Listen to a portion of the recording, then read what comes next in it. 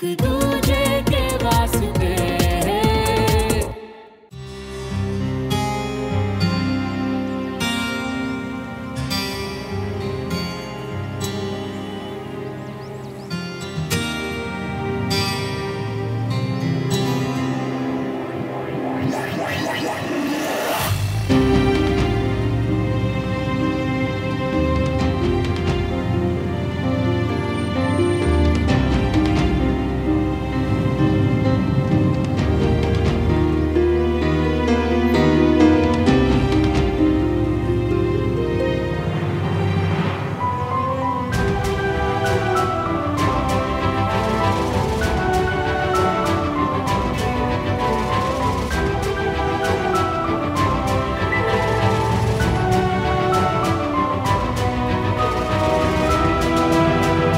यार दिखता नहीं, पर बात सही है कि बाप भी अपने बच्चों से प्यार करता है, लेकिन माँ बेटे का रिश्ता ना वो तो अलग ही है। अब अपनी माँ को देख ले। सुना दिया ना फैसला? हाँ, कि मुझे नहीं पता तेरे लिए कैसी लड़की लानी है, और खुद ले ली जिम्मेदारी। और उन्हें तो पक्का भरोसा है कि उनकी पसंद को तू ना नहीं बोल सकता। वैसे कविता जी ज्यादातर तो हमेशा सही बोलती है, लेकिन इस बार मुझे लगता है कि तू उनकी बात नहीं मानने वाला। ओए श्रवण, हाँ क्या हो गया यार? इतनी फुर्सत नहीं कि बाप की बात सुन ले? अरे रोज रोज थोड़ी बैठा रहता हूँ तेरे सर पे। नहीं पापा, मैं तो कुछ जरूरी काम कर रहा था। तो ओए मुझे मत सिखा, सब पता है मुझे। पापा को कहीं मेरे और सुमन के बारे में पता तो नहीं चल गया?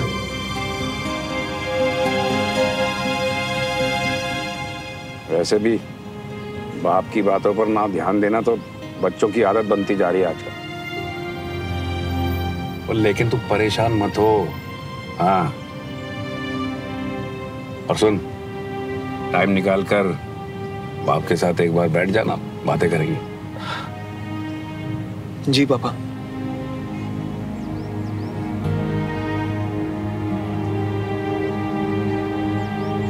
रागिनी, जल्दबाजी में लिए हुए फैसले हमेशा गलत साबित होते हैं, और ये तो तेरी लाइफ का सबसे बड़ा फैसला है। भाभी, मेरे लिए आसान नहीं था ये फैसला लेना। 100 बार सोचा, तब जाकर ये फैसला लेने की हिम्मत आई है मुझ में। अब नहीं बदलेगा।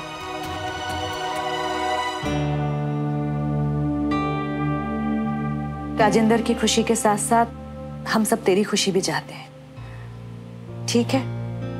लेकिन इनके आने तक तो रुक जाना। तेरी फ्लाइट में तो टाइम है अभी, है ना? रागिनी, अगर तुम्हें सही लगे तो अपनी टिकट्स मुझे मेल कर दो। मैं जब तक ऑनलाइन चेकिंग की प्रोसेस कर देता हूँ।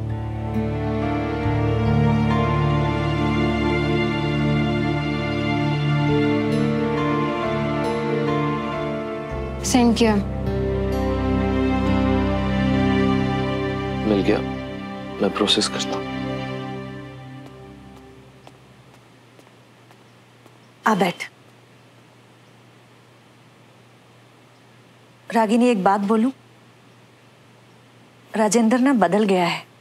बीच में बेचारे पर जो बुरा वक्त आया ना, उसने उसे बदल दिया है। अब तो मुझे वो पुराना वाला राजेंद्र दिखाई देता है। सॉरी भाभी, लेकिन मैंने ध्यान नहीं दिया। रागिनी, जिंदगी में सबसे गलतियां होती हैं, और सबको दूसरा मौका भी मिलना चाहिए ना। राजेंद्र भी इस दूसरे मौके को डिजर्व करता है। हम जो डिजर्व करते हैं भाभी, क्या क्या हमेशा हमें वही मिलता है? हम मुझे ही देख लो ना।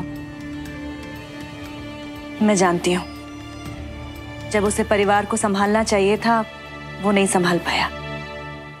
तो क्या एक गलती और रिश्ता खत्म? भाभी, डिपेंड करता है कि गलतियां कितनी बड़ी हैं, और सिर्फ एक गलती तो नहीं थी ना। तो तू क्या राजेंद्र से बिल्कुल प्यार नहीं करती अब? रागिनी, तुमने अपने टिकट्स चेक किए थे? नहीं, क्यों?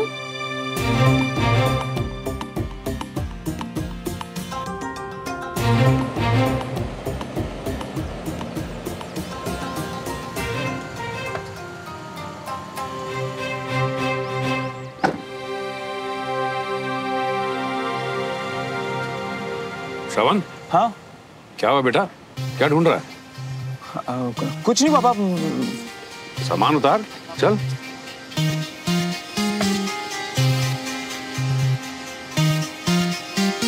अरे चल जल्दी करना।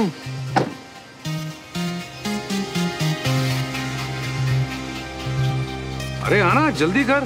हाँ ओ हाँ मियाँ, हमको ऐसे ही मिले बिना जा रही थे क्या? Good morning uncle ji. Good morning, good morning. Bunty, तू यहाँ क्या कर रहा है? अरे क्या मियाँ, ये देखो दुआएं ली। देखो मियाँ, ऐसा है, हमको जैसे ही पता चला ना कि अंकल जी तुमको घर से यहाँ एयरपोर्ट के पार्किंग में छोड़ने आ रही है, हम फट से भागकर यहाँ आ गए। और अब एयरपोर्ट के पार्किंग से एयरपोर्ट के डिपार्चर तक हम तुमको साथ में छोड़ेंगे। क्यों अंकल जी? अच्छी बात है, चलो तीनों चलते हैं डिपार्चर पर। अब पापा वो डिपार्चर गेट तो पास में ही है, तो मैं बंटी के साथ निकल जाता हूँ। आप घर जाओ ना। और हाँ, वो चाची को भी तो जाना है ना आज। चाचा के साथ तो जाएंगे नहीं, तो आप ड्रॉप कर देना एयरपोर्ट तक। ठीक है बेटा, चल तू अपना ध्यान रख। हाँ ठीक है पापा। और सुन, कभी कभी फोन कर लिया कर। हाँ ठीक है पापा। ठीक है, बाय अंकल जी।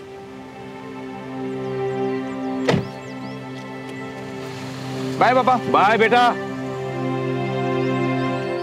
क्या मॉल वाला में टाइम वेस्ट कर रहा है? और जो काम मैंने कहा था वो किया? जहाँ पना अपने तशरीफ के टोकरे को उठाकर जरा इस तरफ आने की गुस्ताखी तो करे मियाँ। हम दिखाते हैं ना तुम्हें हमारा इंतजाम। आ जाओ मियाँ, लगेज भी उठा लियो, आ जाओ। चल।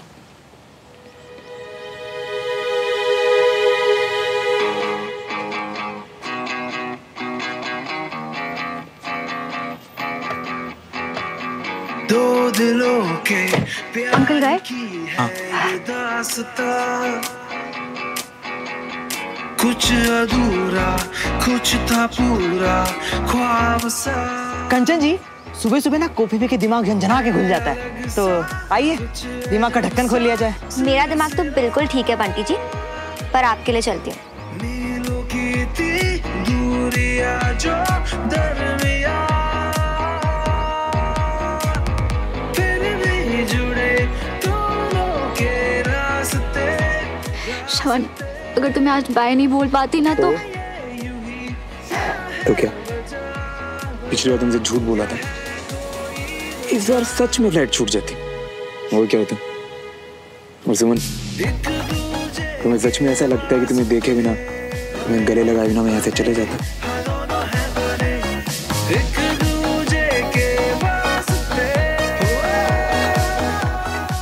अगर तुमसे मिले बिना जाता ना मैं, तो मेरा काम भी पूरा नहीं होता, क्योंकि मेरा दिल तो तुम्हारे पास रह जाता। ऐसे कब से हो गए श्रवण? शायद हम हमेशा से ऐसे थे, बस अब डर नहीं रहा।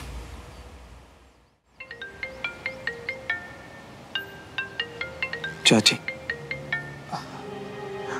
जी चाची। श्रवण, ये कब की टिकट बुक करा दी तूने? टिकट तो आज की बुक की है चाची मैंने। नहीं श्रवण, 1 महीने बाद की है। जब बुक करा था तब नहीं ध्यान दिया? चाची वो शायद जल्दी में ना गड़बड़ हो गई मुझसे, प्लीज माफ कर दो। अब तो टिकट भी अगले हफ्ते की मिलेगी। पता है, इसीलिए तो इतनी परेशान हूँ। मेरा बहुत इंपॉर्टेंट काम था श्रवण, अब मैं फंस जाऊंगी यहाँ पर। अब मैं क्या बोलूँ चाची, मुझे तो कुछ समझ ही नहीं आ रहा। अच्छा ठीक है, अब तू ज्यादा परेशान मत होना, ठीक है? जी चाची। चल ठीक है। देखा, कहा था ना मैंने, टिकट बुक करने का मतलब चले जाना नहीं होता। अरे रागनी, तैयार हो? फ्लाइट का टाइम हो गया होगा ना? थोड़ी मुश्किल हो गई है जी।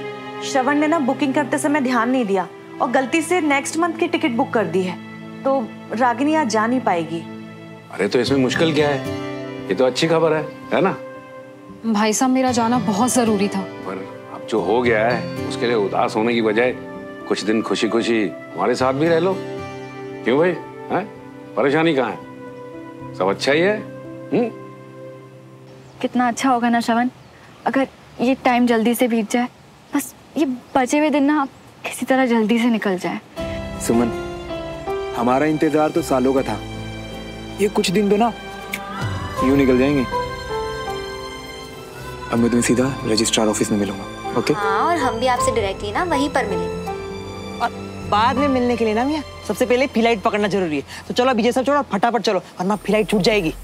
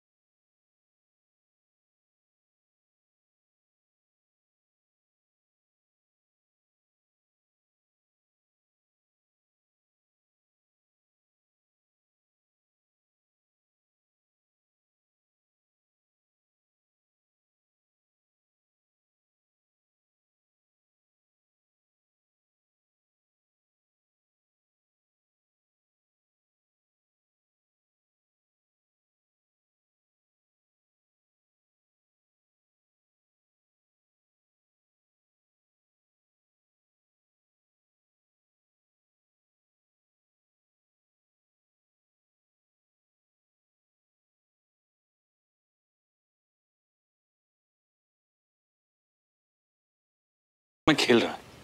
अरे इस घर में किसी को खाना नहीं रहता है तो मुझे इतनी जल्दी जल्दी सुबह सुबह नाश्ता क्यों बनवाते हो? अब क्या हो गया?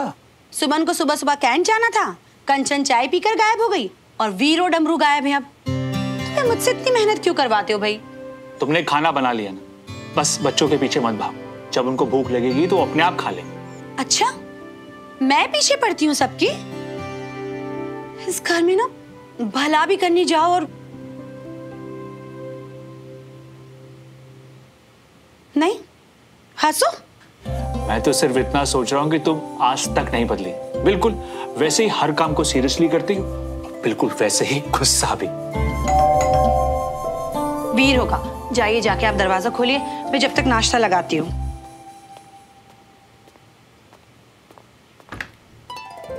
अरे वाह गुजराल साहब, क्या ये? नमस्ते। एकदम सही समय पे आए हैं। बीना गर्मा गर्म पराठे बना रही है। अरे वाह। आइए प्लीज बैठिए, प्लीज। वैसे मैं नाश्ता करके ही आया था, पर अब बीना भाभी हर चीज बनाती इतना बढ़िया है कि शक लेंगे थोड़ा। वैसे माफ कीजिएगा, मैं बिना बताए ही आ गया। अरे कैसी बात कर रहे हैं गुजराल साहब? विजय भाई साहब के हर दोस्त का स्वागत है हमेशा हमारे घर में। अरे भाई साहब नमस्कार। अरे नमस्ते भाभी जी। लीजिए भाई साहब, हाँ, आप भी लीजिए। गरम गरम पराठे हैं, ये लीजिए। अरे वाह।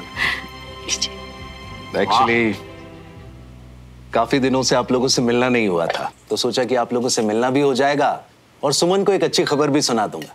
वैसे कहाँ है सुमन? सुमन तो घर पर नहीं है, पर अच्छी खबर। हाँ देखिए, अभी कुछ फाइनल तो नहीं है, पर प्रमोशन की लिस्ट में सुमन का भी नाम है। अरे वाह, प्रमोशन? अब कैप्टन सुमन से मेजर सुमन होने वाली हैं। अरे वाह भाई साहब, आज सुबह सुबह तो आपने बहुत ही अच्छी खबर सुना दी। वैसे लोग अभी अंदाजा ही लगा रहे हैं, बाकी सब तो लिस्ट आने पर ही फाइनल होगा। वैसे सुमन गई कहाँ है? अरे वो आपके यहाँ कैंडी तो गई है, आज मेडिकल कैंप है ना वहाँ। Medical camp? नहीं तो वो तो आज छुट्टी पर है।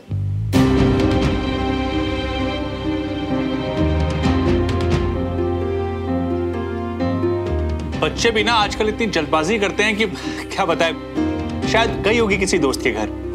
शायद।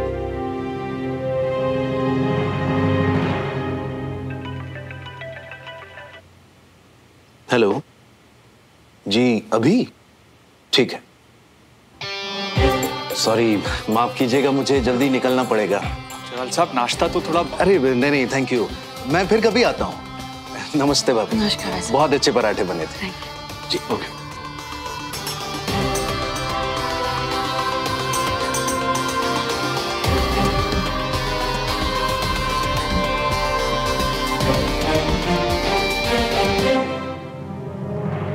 कॉस करा था ना, मैं सोची थी क्यों गई मैं इसके साथ।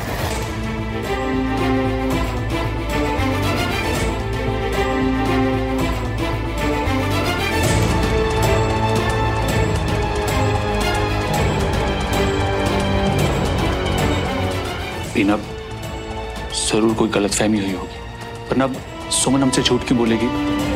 देखो, गुस्सा करने से बेहतर है कि प्यार से पूछूं ताकि वो और झूठ बोले।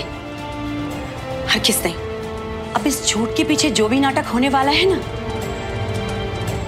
वो हमें पहले से पता होना चाहिए।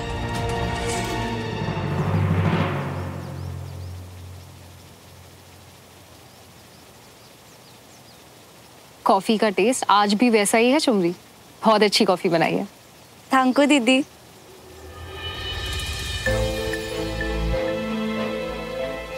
चुमरी, एक कप कॉफी मेरे लिए भी रहना। जी।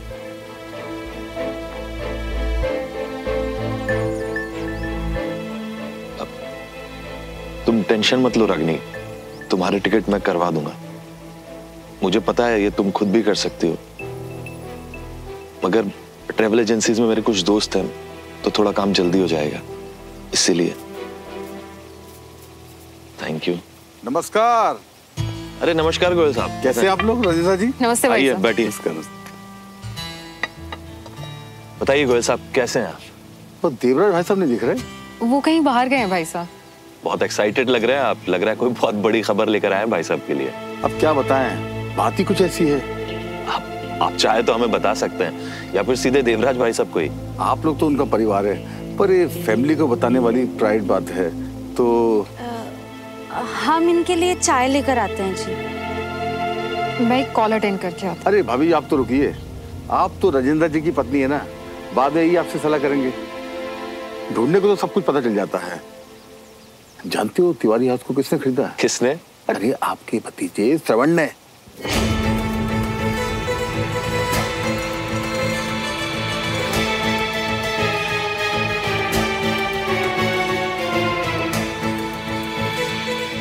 अब पूछिए किसके लिए खरीदा है? कर्नल साहब की बेटी सुमन तिवारी के लिए, और उसके नाम कर दिया है। श्रवण के पास इतने पैसे कहां से आएंगे? अरे दोस्तों से ले लिया होगा। अरे हम तो तब सोच में पड़ गए जिसमें खरीदार का कोई फायदा नहीं दिख रहा था। हमने तो खोजना शुरू किया। ये खबर पक्की है राजेंद्र जी।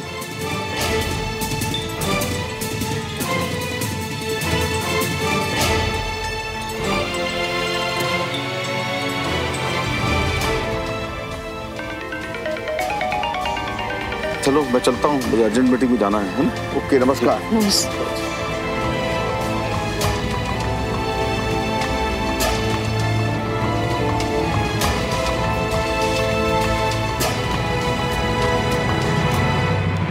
उफ, ये तेरी आर्मी ट्रेनिंग ना, तूने कपड़े चेंज करके ठीक से रख भी दिए। कमाल मेरी ट्रेनिंग का नहीं है, प्रॉब्लम तेरे आलस की है कंचा। यार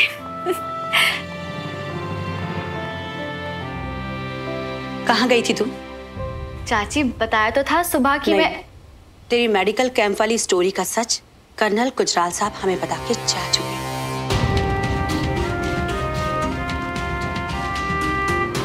अब तू बता कि तू झूठ कब से बोलने लगी, और झूठ बोलकर कहाँ गई थी तू? और तू कंचन, तू भी शामिल है ना इसके झूठ में इसके साथ? अच्छा, नहीं बोलना दोनों ने? खुश है सुमन? कंचन को बहुत कुछ सिखाना था तुझे, लेकिन देख क्या सीखा उससे तुझसे? झूठ बोलना। नहीं मम्मी आप। अच्छा, अब अपनी बहन को बचाने के लिए तेरी जुबान खुल रही है? सुमन, वैसे भी आज की डेट में मैं तुमसे कुछ ज्यादा उम्मीद तो रखती नहीं, लेकिन हाँ, मैंने इतना नहीं सोचा था कि तुम इतनी आसानी से मुझसे झूठ। श्रवण को छोड़ने एयरपोर्ट गई थी।